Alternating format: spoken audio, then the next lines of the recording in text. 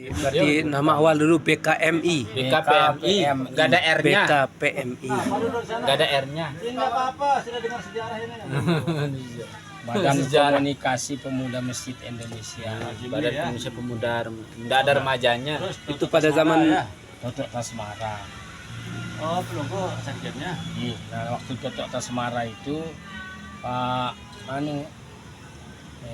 Tatang Natsir datang. Iya.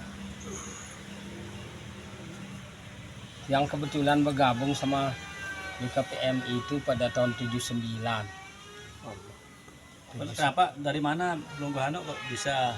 Di Malang. Oh, di waktu di Kan Malang. yang ketua daerah Malang. Jadi BKPMI Malang, daerah Malang itu terdiri dari 6 kabupaten kota. Malang, Kota Malang, Kabupaten Malang, terus Pasuruan, Probolinggo, Lumajang. Ya, dari Jawa Timur. Jadi markas kita di pabrik kertas yang ada di Jatiroto. Tapi Presidenan Presidenan Presiden Malang, Malang. Presiden Malang. Malang Raya. Terus yang terpilih menjadi ketua presidium Jawa Timur. Nah, tapi yang serahkan untuk ketuanya kepada teman-teman di Surabaya. Hasan Sazili. Sudah. Nggak usah. Nah, selama itu sempat dicurigai. Nah, kan ada pembajakan pesawat Wiwula namanya Ya, kan. yang boleh Ya. Thailand ya. Yang dituduh juga ikut terlibat sama Totok Tasmara. Ya. Tapi Totok sempat masuk penjara. Cuman kan waktu zaman Pak Harto dulu itu masuk penjara itu tidak ada pengadilan. Nggak ada proses pengadilan Iya. langsung. Jadi teman-teman itu di zaman itu sebelum dia menjadi BKPRMI itu ada 51 orang ketangkep. Nanti yang hampir setiap hari sih ketangkep. Cuman 2 hari. Yang paling lama ditahan itu zaman Tanjung Priok, peristiwa Tanjung Priok. Oh, itu tersangka juga. Ya itu seperti tadi. Itu Ikut padahal ditangkap. belum Padahal di sana ya. Yang di Malang. Makanya di Malang ya. Cuman seminggu sebelumnya kan pernah ketemu sama teman-teman Amir Biki. Oh, teman-teman itu. Iya. Jadi kan gerakan intelnya sangat luar biasa. Cuman sebelum tiang di BKPMI pernah di PM Keri, Dan negeri apa? Oh, terus. Pergerakan Mahasiswa Katolik Republik Kenapa bisa Indonesia. masuk? Ya karena dulu kan yang waktu turun gunung di sini kan masih waktu teduh di sini. Ya. Nah terus yang masuk di Pancor kan, yang tinggal di Pancor, NW. Nah kemudian ketika tahun 79 itu masuk gerakan namanya Darul Hadis, Oh, Islam Jamaah itu. sudah ada waktu itu ya. Ya itu kan oleh Hamka dijadikan aliran sesat kan. Ya. Yang ikut di sana, tapi ajarannya sangat sekali keras ya. Tidak ada yang benar kecuali dia. Jadi kita di Indonesia itu termasuk selain alirannya termasuk masuk yang ke 72 golongan itu. Hanya dia yang masuk. Jadi pelajaran NW yang saya terima itu secuil pun tidak ada kenanya gitu kan. Nah akhirnya saya tidak bisa mengikuti aliran itu. Tapi ada orang yang di dekat saya itu beberapa orang aktivis mahasiswa. Ternyata dia orang gereja, orang Kristen. Nah lama-lama saya tinggal di rumahnya orang Kristen itu. Fasilitas luar biasa, kebetulan dia orang kur, tukang kurnya anunya Iya, tukang gerejanya. nyanyi gereja itu. Nah, tapi ada juga di sana gerakan ini, gerakan Bariat Jingga, Apa itu? yaitu kayak PM Kri itu. Oh, Jadi bansernya Nah, Katolik itu PM Kri. Kalau Ansornya itu namanya paroki. Saya juga aktif di situ. bisa dua-duanya. Ya di paroki itu kan pasukan inti kalau PM Kri ini. Nah kalau di paroki itu semacam pemuda lah. Dari mana-mana Sayapnya termasuk, sayap ya. kanan. Nah di situ banyak saya belajar tentang bagaimana mengelola. Salah satu keputusan pada tahun 63 itu bahwa Indonesia harus Kristen seluruhnya. Walaupun dia KTP-nya masih Islam tapi harus paling tidak milahnya. Kemudian beberapa gereja diubah namanya menjadi gereja nama-nama Islam. Ada gereja Baitullah, ada gereja Bismillahirrahmanirrahim. Kemudian ada juga gereja di tempat saya penelitian dulu namanya gereja Assalamualaikum di sana. Nah, terus nama Bible itu diganti menjadi Alkitab. Jadi di Indonesia diganti nama Alkitab itu. Bible itu jadi Alkitab. Dan beberapa kitab berbahasa Arab. Tapi ada dua teman saya penghafal Quran, namanya Yusuf Roni dan Hamran Anmri. Ya, Yusuf Roni itu ya. Katolik. Makanya iya pendeta ini kan. Ya, tapi dia hafal Quran itu. Iya, makanya. Tapi dia khusus meneliti hal-hal yang berbeda. Beda. Misalnya ada di dalam Al-Quran itu bumi dan langit dibuat dalam 6 masa.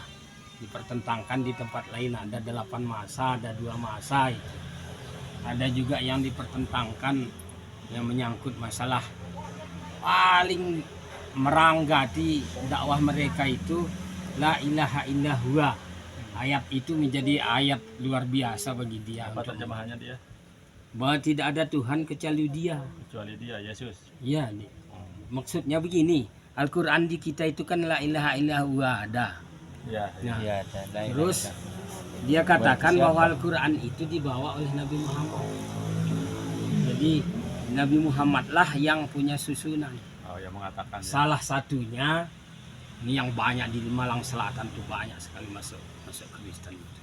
Salah satunya yang namanya manusia itu Muhammad itu kan mengaku dirinya manusia walaupun dia nabi gitu kan. Nah, setiap manusia itu ada saja kelengahannya. Maka huruf Al-Quran itu 6.666 ayat katanya kan. Nah di antaranya itu banyak yang kelewat. Nah dia bilang la ilaha illallah. Itu siapa yang mengatakan kan? Kita berdebat. Saya itu sampai 5 hari berdebat tentang itu. Jadi tidak ada Tuhan kecuali Dia. Mungkin Dia itu kan orang ketiga kan.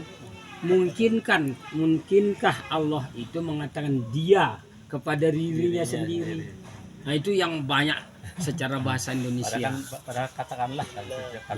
Jadi secara bahasa Indonesianya banyak yang banyak yang terkecoh. Karena misinya itu memang itu ya. Nah, salah satunya adalah cerita pondok pesantren Sadrah namanya.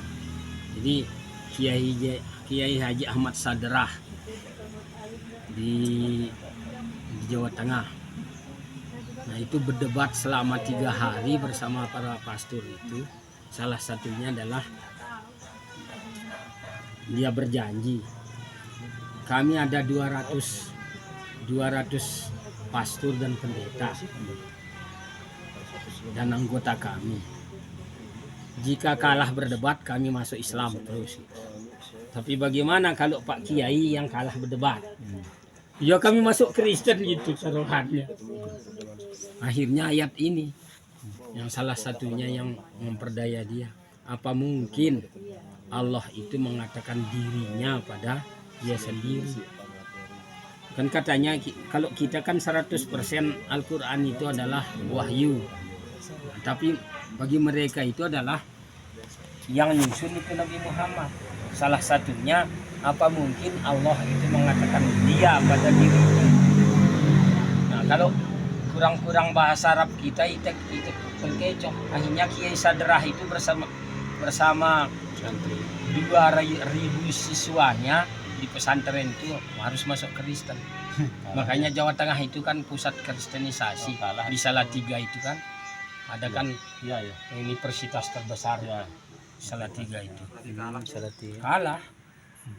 Makanya kan ada beberapa kali dimuat di Panji Masyarakat, di Dewan Dakwah, itu tentang masuk masuk Islamnya, masuk Kristennya Kiai Sadrah. Nah itu, cuman kan kami di Anu ini kebetulan di BKPM ini melakukan kajian namanya SAI, Studi Akidah Islam. Jadi di situ ada grup saya namanya Tony Ardi dari Fakultas Kedokteran Unisakti Jakarta. Ya ada termasuk Dr. Asmara, termasuk teman-teman HMMPO. Nah, itu salah satu cara kita menganut dia, kita ambilkan skripsi. Kan di situ kan karena orang gua itu kan orang ketiga. Nah, karena kita Indonesiakan lah dengan rasional bahwa bahasa Quran itu bahasa halus. Allah itu sering mengatakan kami kepada dirinya, tidak mengatakan saya.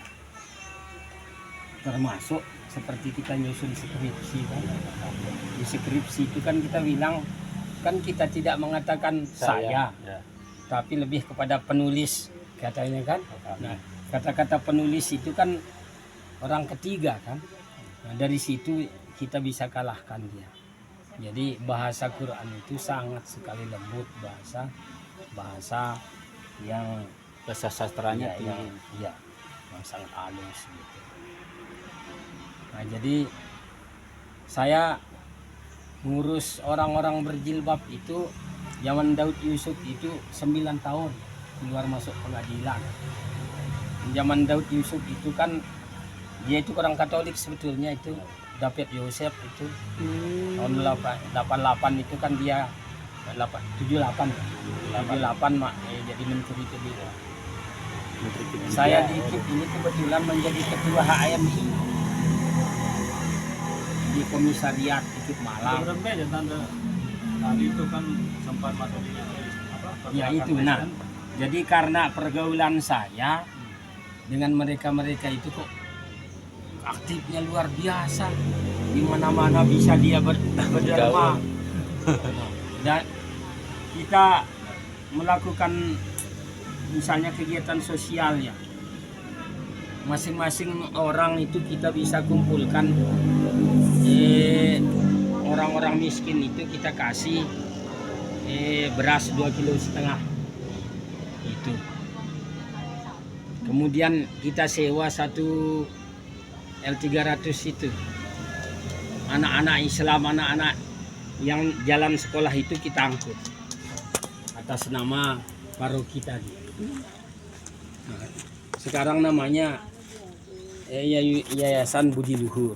Jadi sekarang ada banyak bis gratis bagi anak sekolah itu, asalnya dari Malang itu. Budi Luhur. Nah, karena kegiatan-kegiatan tadi itu, kemudian saya aktif di situ. Kebetulan ternyata pelatih kita itu namanya Beni Murdani. Waktu itu namanya jadi Koskamtib ke namanya sebelum dia jadi Panglima. Koskamtib. Jadi Pak Sudomo itu Laksamana Sudomo itu lalang seselak kita di Malang itu. Ya orang Malang juga ya? Ya orang Malang. Dia kan dulunya orang tuanya sebenarnya takmir di masjid tempat saya itu. Tetapi karena ada seorang orang wanita yang tidak boleh kawin itu, bidadari apa? Pegawai. apa namanya? Biarawati. Biarawati ya. Biarawati. Itu sangat sekali cantik sekali. Yang ditaksir sama Pak Domo ini. Tapi kan tidak boleh kawin dia. Tapi khusus untuk Pak Domo itu boleh dia kawin. Asal dia masuk Kristen dan hidup mati untuk Kristen. Demi si cantik itu dia keluar, kan langsung dibuang sama orang tuanya sebenarnya waktu itu. Nah, Pak Sudomo ini. Nah, sejak itu kemudian memperkuat Katolik yang ada di Malang itu. Jadi ada sekolah internasional di sana. Salah satunya bernama Madrasah Alkitab Asia Tenggara. Persis di gangnya Jakfar Umar Talib itu di sana. Oh, dikasih. Jadi itu ada ruang bawah tanahnya itu. Gara-gara pernah dibom. Waktu pengeboman itu kita ini dirancang supaya memancing orang Islam yang akan masuk penjara, kita yang melakukan. Di tempat parkir itu kita pasang petasan, kenalah sepeda. Tapi beritanya kan 59 pemberitaan itu kan semua orang Kristen semua, diberitakan seluruh dunia. Nah, saya ini ke pos itu ngirim surat itu berapa ribu dikirim surat waktu itu. Nah, akhirnya dapat dia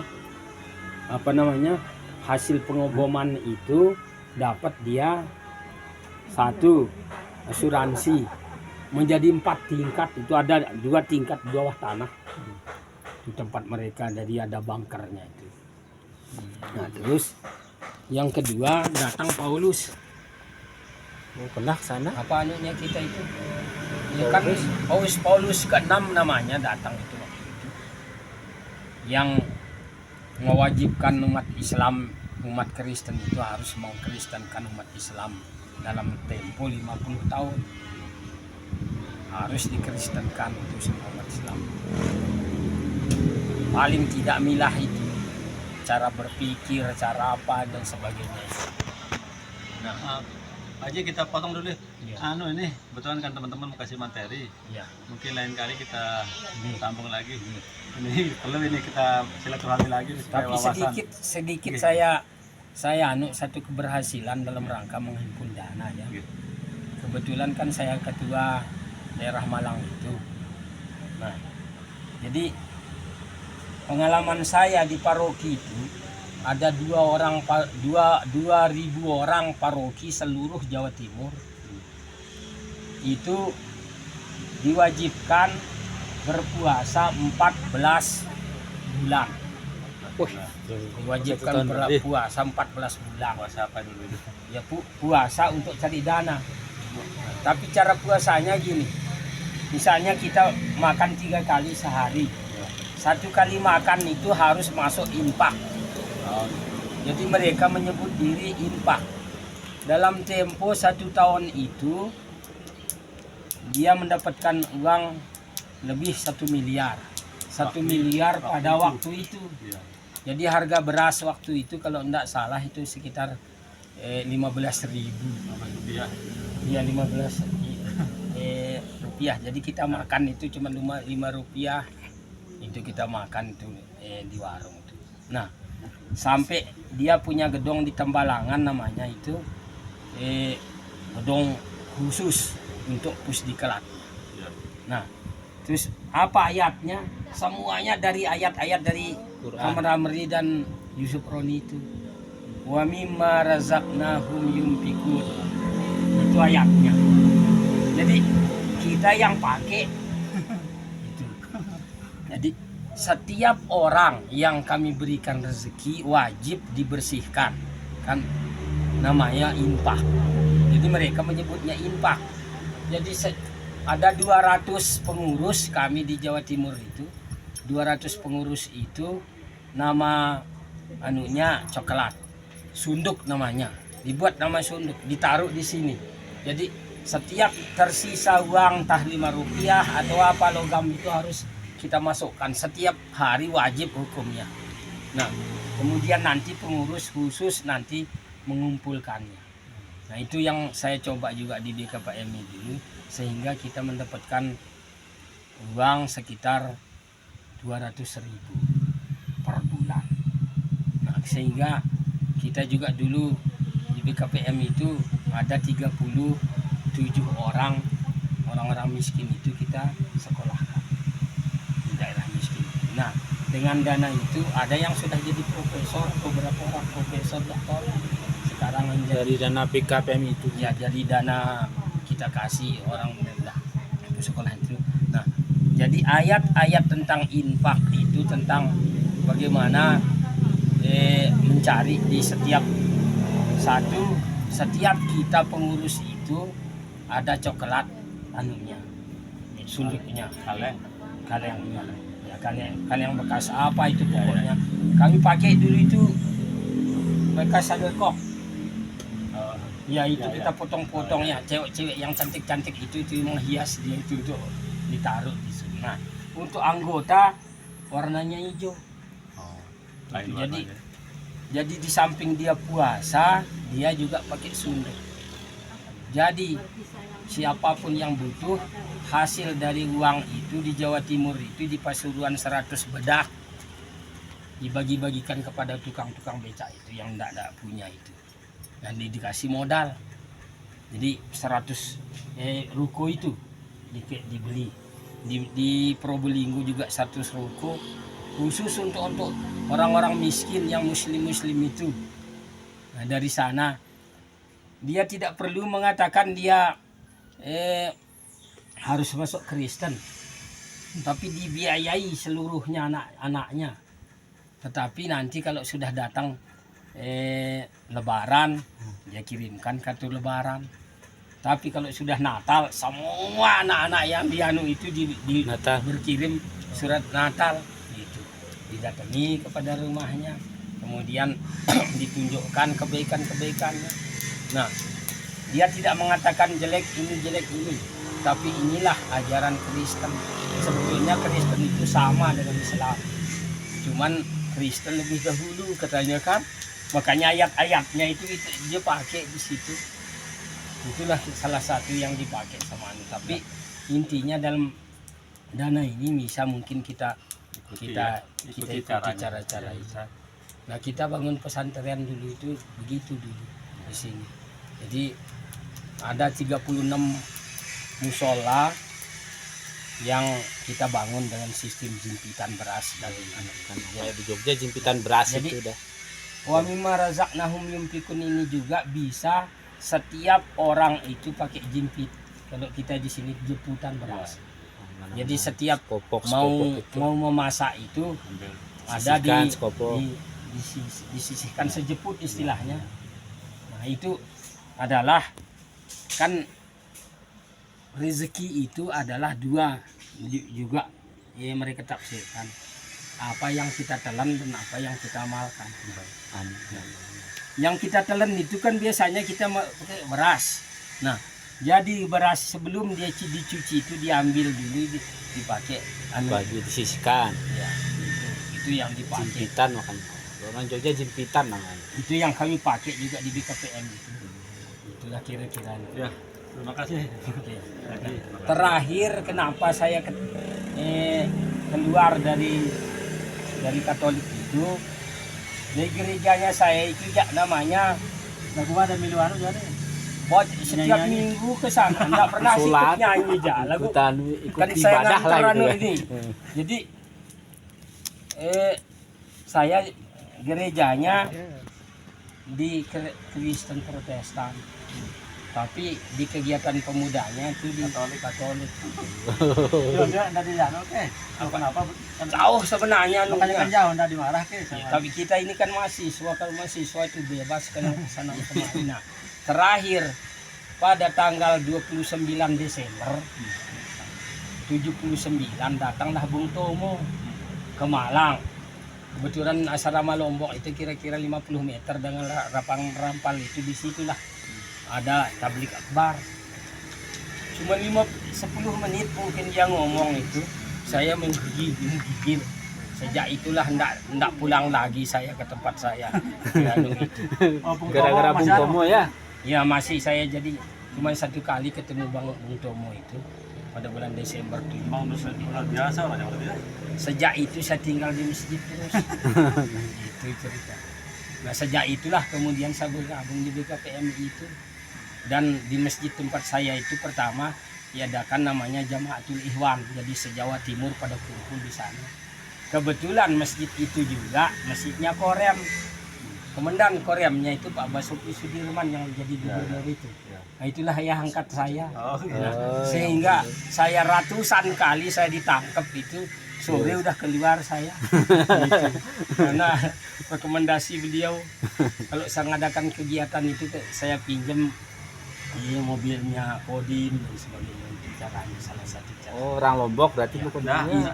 orang sana. Orang sana, Oh, orang Jawa Timur, orang tapi Malang. pernah jadi gubernur NTB sini ya? Jakarta. Gubernur Jawa Timur. Oh, Jawa Timur. Jakarta Ya. juga ya.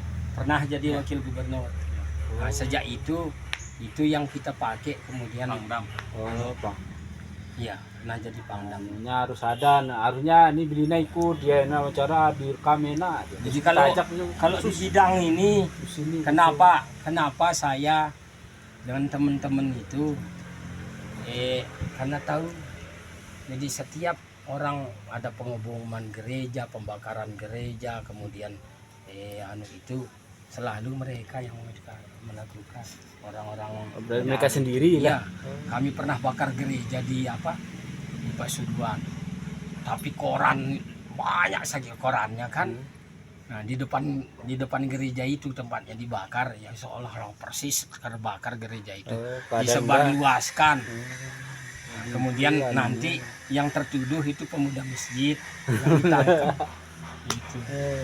Jadi strategi bagaimana berkelit, bagaimana apa itu saya pernah belajar ilmunya Mossad. Ilmunya Pak Murdani. Baik, terima kasih. Iya, Ustaz, insyaallah kita masih Nanti kawan-kawan kita. insyaallah kapan